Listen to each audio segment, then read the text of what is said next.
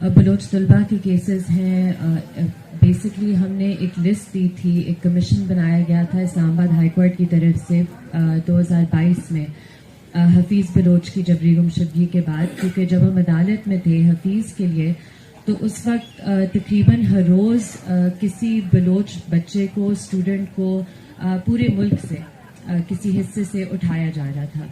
تو اس وقت کے جو چیف جسٹس اسلام آباد ہائی کورٹ تھے, جسٹس اطہر من اللہ, انہوں نے آرڈر پاس کیا اور کہا کہ ایک کمیشن بنایا جائے جو کہ صادق سنجرانی نے ہیڈ کرنا تھا. لیکن 4 مہینے کے انیکشن کے بعد صادق سنجرانی نے ایک خفیہ خط پہنچایا عدالت میں جن میں انہوں نے کہا کہ میں اس کی سربراہی نہیں کر سکتا, لہٰذا اختر مینگل صاحب کو اس کا چیئرمین بنایا گیا.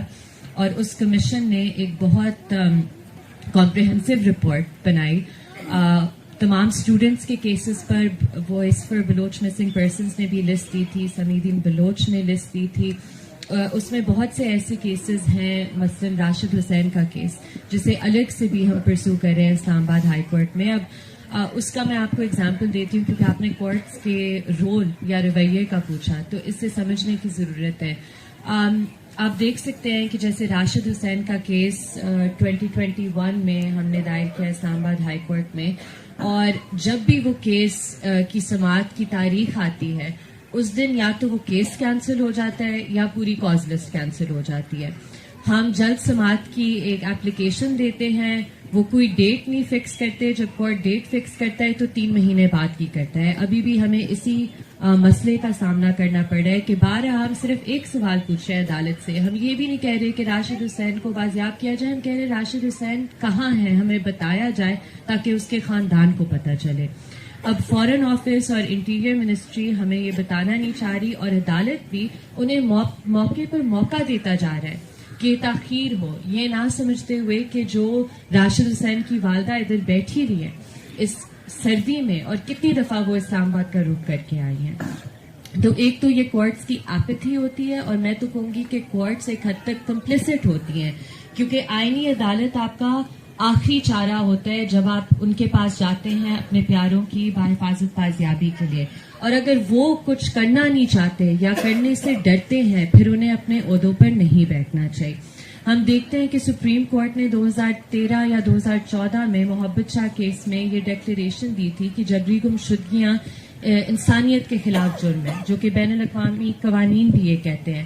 لیکن ہر دفعہ جب کوئی بازیاب ہو جاتا ہے حبس بیجا کی درخواست میں تو کورٹ کہتی ہے اب یہ معاملہ ختم ہے, ہم اس بات کا تعین نہیں کریں گے کہ کس کی ذمہ داری ہے یا یہ کس کی کسٹڈی میں تھا. تو عدالتوں کا اس میں ایک حد تک ایک نیگیٹو رول رہا ہے, جہاں انہوں نے امپیونٹی کو جبری گمشدگیوں کے حوالے سے فاسٹر کیا ہے.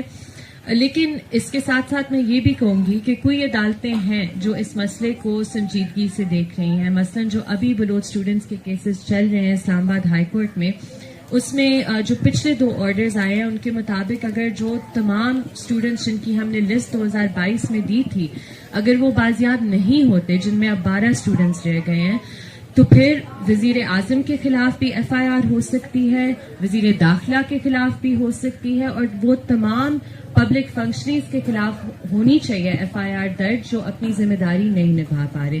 تو ظاہری سی بات ہے کورٹس کو اس میں ایک زیادہ پرو ایکٹیو رول لینا چاہیے فنڈامنٹل رائٹس کے تحفظ کے حوالے سے. اب تک 1-2 کورٹس کو چھوڑ کر اوور آل کورٹس کا رویہ بہت ڈس اپوائنٹنگ رہا ہے.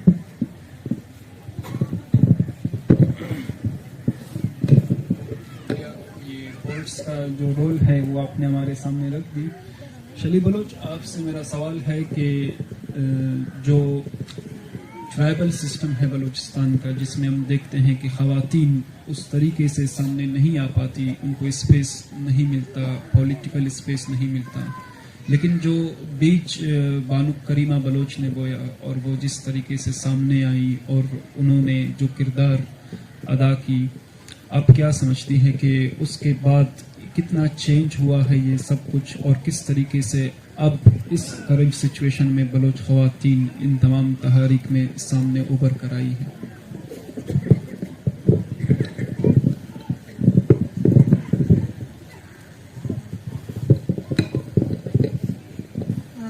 جی دیکھیے, بلوچ سماج یا بلوچ معاشرے میں ایک سوچ پیدا کیا گیا ہے کہ پدرشاہی نظام اور قبائلی نظام یہ بلوچ خواتین کو پڑھنے نہیں دیتی، باہر نکلنے نہیں دیتی یا سیاست کرنے نہیں دیتی، جس کے تحت بلوچ خواتین آگے نہیں بڑھ پا رہے. یہ میں یہاں پہ واضح کہنا چاہتی ہوں کہ یہ جو نظام ہے یہ ریاست کی طرف سے مسلط کی گئی ہے. یہ جس کو بلوچ معاشرے میں پروان چڑھا جا رہا ہے یہ بالکل بھی درست نہیں ہے. اگر ہم بلوچ سماج بلوچ معاشرے کو بغور مطالعہ کریں تو ہمیں ایسی کئی مثالیں ملتی ہیں جہاں بلوچ خواتین نے ہماری رہبری اور رہنمائی کی ہے، جن کو پوری طرح سے بلوچ مردوں کی طرف سے آزادی ملی ہے. ہم اگر اپنی تحریک موجودہ جو تحریک ہے اس کو دیکھ لیں اور یہاں دھرنے میں دیکھ لیں، خواتین کی مجموعی تعداد سے یہ پتہ چل جاتا ہے ہمیں کہ ان کو اپنی فیملیز اور مردوں کی طرف سے کتنی سپورٹ حاصل ہے. دوسری بات آپ نے بانو کریمہ کی ذکر کی تھی. یہ حقیقت ہے کہ ابھی جو تحریک ہے اس کو بلوچ خواتین ہی اس کی قیادت کر رہی ہیں، اس کو لیڈ کر رہے ہیں، لیکن بانو کریمہ کی جو قربانیاں ہیں، جو جد و جہد ہے، ہم ان کو بھی اگنور نہیں کر سکتے، کیونکہ بانو کریمہ کی لازوال قربانیوں کی بدولت سے آج بلوچ خواتین، میں سمجھتی ہوں بلوچ خواتین اس تحریک کو لیڈ کر رہے ہیں. بانو کریمہ جب 18 سال کی تھی تو بانوک نے اپنی اسٹوڈنٹ پالیٹکس اسٹارٹ کی تھی، گراؤنڈ پالیٹکس. 2005 کو بانو کریمہ نے گراؤنڈ پالیٹکس اسٹارٹ کی تھی اور 2005 کو وہ بلوچ اسٹوڈنٹ آرگنائزیشن آزاد فیمیل ونگ کی صدر بھی سلیکٹ ہوئی تھی. آج بانو کی قربانیوں کی بدولت ہم خواتین اس مقام پہ پہنچ چکے ہیں. اگر ہم دیکھیں بانو کریمہ نے اس ٹائم اپنی جد و جہد اسٹارٹ کی تھی کہ اس ٹائم پورا بلوچستان ریاستی ظلم اور جبر کا شکار تھا، لیکن اس ٹائم ہمیں خواتین سرفیس پولیٹکس پہ نظر نہیں آتے. بانو کریمہ واحد لڑکی ہے، واحد بلوچ خاتون ہے کہ وہ بلوچ اسٹوڈنٹ آرگنائزیشن BSO آزاد کی چیئرپرسن بھی رہی ہے اور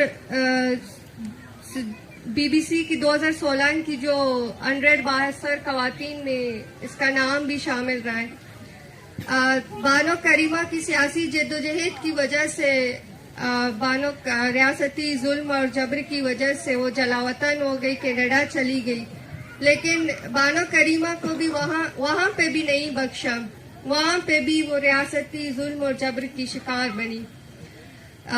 20 دسمبر 2020 کو بانو کو لاپتہ کر دیا گیا تھا اور 21 دسمبر بلوچ قوم کے لیے وہ سیاہ دن تھی.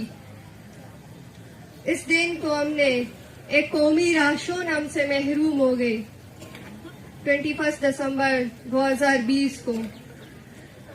لیکن بقول بابا تالپور کہ ہم بانو کریمہ کی سوگ نہیں مناتے، اس کی زندگی مناتے ہیں. جب بانو کریمہ کی لاش کو اس کے دفنانے کے لیے اس کے آبائی گاؤں لے کے جا رہے تھے تو ریاست ایک نہتی لڑکی سے اتنی خوفزدہ ہو گئی تھی کہ تربت شہر کے پورے نیٹ ورک اس نے بند کیے اور کرفیو بھی لگایا تھا، کسی کو شامل بھی نہیں ہونے دے اس کے جنازے میں. لیکن ریاست نے یہ سمجھا کہ جب کریمہ کو شہید کر دوں گی تو یہ تحریک ختم ہوگی، لیکن یہ ریاست کی بھول تھی. کریمہ نے جو بیج بلوچستان کے سینے میں اگائی ہے، اس بیج سے آج ہزاروں کریمہ جنم لے چکے اور اس تحریک کو لیڈ کریں.